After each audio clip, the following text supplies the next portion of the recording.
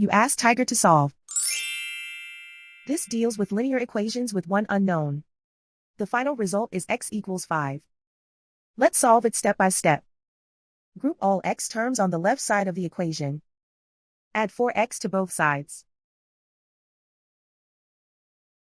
Group like terms.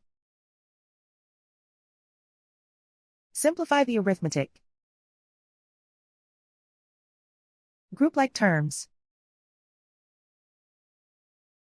Simplify the arithmetic.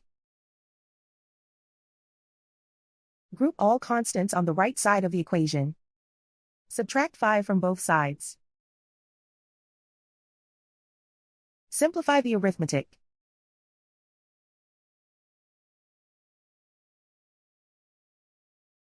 And so the final result is x equals 5.